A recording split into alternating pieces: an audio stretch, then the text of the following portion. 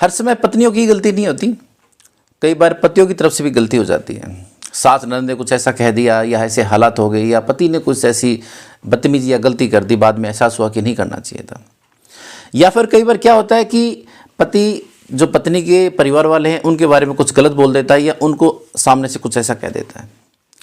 अब ऐसे में अगर आपकी सास गलत है या आपने जो आपके ससुर गलत है या और फैमिली मेम्बर्स गलत है, वे पत्नी को अपने साथ ले जाते हैं, पत्नी उनके पास चली जाती हैं और आपसे मिलने नहीं देते, तो प्रॉब्लम और ज़्यादा बढ़ जाती है। पति सोचता है यार चलो जो भी कुछ हुआ, मैं अगर अपनी पत्नी से मिलूंगा, बातचीत करूंगा, उससे कहूँगा तो वो मान जाएगी और मेरा घर बस जाएगा। या फिर आपकी शादी से बच्चे भी हैं और बच्चों को भी लेकर चली गई, तो बाद में एहसास होता है कि चलो यार जैसा भी हुआ उस चीज़ को अगर हम अवॉइड करके एक नया जीवन शुरू करें तो बड़ी अच्छी बात है। लेकिन इसमें प्रॉब्लम ये आ जाती है कि पत्नी आपसे मिलती नहीं है, मतलब आप पत्नी से मिलना चाहते हैं किसी प्रकार से, लेकिन जो उसके परिवार वाले हैं वो उसको सामने नहीं आने देते। आप सोचते हैं कि चलो किसी रिश्तेदार को उनके घर भेजा जाए या फिर कोई पंचायत ऐसी बिठाई जाए, उनको उनके पास भेजा जाए, लेकिन वे तब भी बात नहीं करते। लेकिन आपकी इच्छा होती है किसी भी प्रकार से मेरी पत्नी मेरे सामने आ जाए, एक बार उससे मैं बातचीत करूं तो वो मान जाएगी, या फिर अपनी गलती भी मान लूँगा तो भी वो एडजस्ट कर लेगी। लेकिन ज़रूरत होती है पत्नी को सामने लाने की। ऐसे में पत्नी सामने नहीं आए तो पति क्या करे। नमस्कार दोस्तों, मैं हूं एडवोकेट धीरज कुमार, आपका स्वागत करता हूं आज की वीडियो में। देखिए, आपके पास 3 ऑप्शन होते हैं, 3 प्रकार से आप कानूनी सहायता ले सकते हैं, आप केस डाल सकते हैं। सबसे पहले जैसे कि आप सबको पता है section 9 registration of consumer right, जिसमें कि आप पत्नी को बुलाने के लिए हिंदू मैरिज एक्ट में केस फाइल करते हैं। ऐसे ही और भी जो रिलीजन्स हैं उनमें भी है, मुस्लिम एक्ट में भी ऐसा ही है। तो उसके अंदर नॉर्मली आप सभी जानते हैं कि पत्नी को बुलाने के लिए पेटिशन फाइल की जाती है, इसके बाद वहाँ नोटिस जाता है कोर्ट का, पत्नी आ जाती है बेस्ट है, नहीं आती है तो एक्स पार्टी ऑर्डर पास हो जाता है, और उस ऑर्डर के 1 साल के बाद आप डिवोर्स का केस फाइल कर सकते हैं, वो भी एक डिवोर्स का बेस बनता है।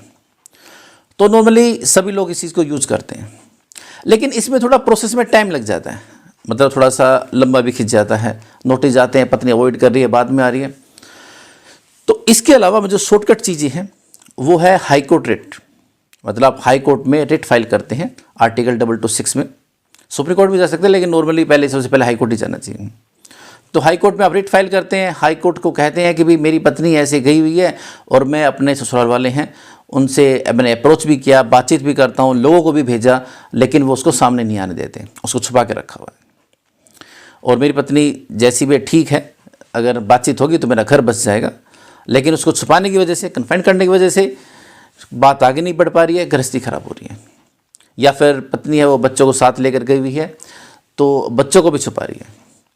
तो ऐसी कंडीशन जब आपके सामने आ जाती है कि पत्नी भी बच्चों के समेत गई हुई है, अपने आप को छुपा रही है, उसका परिवार उसको नहीं मिलने दे रहा, और आप ये पेटिशन, ये बातें हाई कोर्ट के सामने रखती हैं, हाई कोर्ट उसी वक्त ही पुलिस को नोटिस करती है, साथ में आपकी वाइफ को नोटिस करती है, पुलिस को डायरेक्शन देती है कि भी आपकी जो वाइफ है, आपके जो बच्चे हैं, उनको कोर्ट के सामने पेश किया जाए। और इसी प्रकार से जो आपकी वाइफ है, उसकी फैमिली मेम्बर्स हैं, उनको भी नोटिस देती है कि आप लोग सामने आए।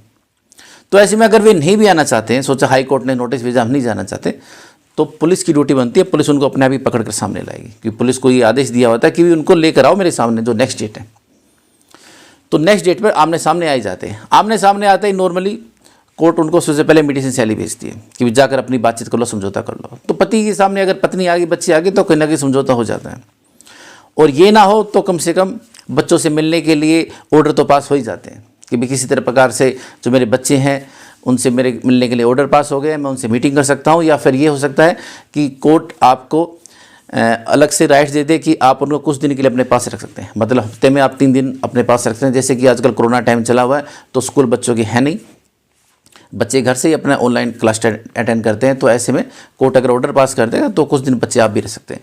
तो इस प्रकार से आपको चाइल्ड कस्टडी भी मिल जाती है और साथ में पत्नी से मिलने का मौका मिल जाता है, बात करके मैटर को सॉर्ट आउट भी किया जा सकता है। तो इस प्रकार से मैटर सॉर्ट आउट हो जाते हैं। दोस्तों, कई बार एक साधारण इंसान को हाई कोर्ट जाना भी बड़ा खर्चीला लगता है, भाई नहीं पैसे हैं, नहीं जा सकते, या उनको लगता है कि यार इतनी दूर जाना मेरे लिए, हाई कोर्ट मेरे घर से ज़्यादा दूर है, क्योंकि दिल्ली में तो सब कुछ पास है, लेकिन बाहर स्टेटों में तो बहुत दूर दूर चीज़ें हैं।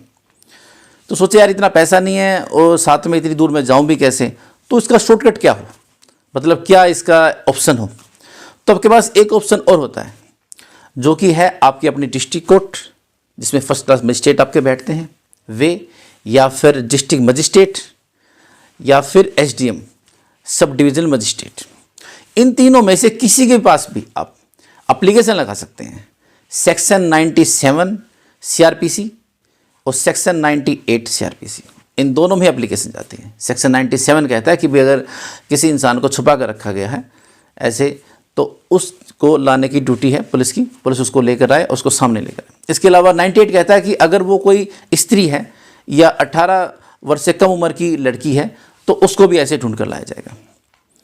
तो जहाँ पत्नी की बात है तो दोनों सेक्शन लगते हैं, और जहाँ बच्चे हैं तो बच्चों में कोई लड़की है तो उसके ऊपर 98 भी लग जाता है। तो 97 तो है या 98 भी लग जाता है स्पेशल। तो ये आप एप्लीकेशन लगा सकते हैं। ये equal to high court rate ही है, मतलब समझ लीजिए कि एक छोटी रेट मानकर चलते हैं इसको। आप उसको कोर्ट में लगाते हैं तो आप फर्स्ट क्लास मजिस्ट्रेट जो डिस्ट्रिक्ट कोर्ट है वहाँ लगा सकते हैं, या आपके डिस्ट्रिक्ट मजिस्ट्रेट हैं जो कलेक्टर हाउस में बैठते हैं उनके पास लगा सकते हैं, या फिर एसडीएम सब डिवीजन मजिस्ट्रेट उनके पास भी लगा सकते हैं। तीनों में से कहीं भी एप्लीकेशन लगा सकते हैं। शॉर्टकट चीज़ है, बिल्कुल छोटा सा प्रोसेस है, सिंपल एप्लीकेशन लगानी है, उनको ऑर्डर पास करना है। ऐसे में पुलिस को डायरेक्शन जाती है। जैसे सेक्शन 9 देते हैं तो उसमें सिर्फ समन जाता है, पुलिस को डायरेक्शन नहीं जाती है। हाई कोर्ट रेट में और इसमें, इन दोनों ही चीज़ों में पुलिस को डायरेक्शन जाती है कि भी आप उनको लेकर आइए। तो ये इक्वल टू मतलब हाई कोर्ट रेट ही है। जैसे हाई कोर्ट रेट में जाते हैं काम, सेम टू सेम ऐसा ही होता है। बस वो ये है कि हाई कोर्ट की जुरिडिक्शन थोड़ी मतलब ज़्यादा है, उनकी पावर ज़्यादा है ऑर्डर पास करने की, और जो मजिस्ट्रेट साहब हैं उनकी थोड़ी सी लिमिटेड है। लेकिन इस तरह से आप ये छोटी रेट डालकर भी अपनी फैमिली को अपने सामने ला सकते हैं। वहीं से भी मैटर को मीडिया सेल में लेके जा सकता है या बातचीत की जा सकती है।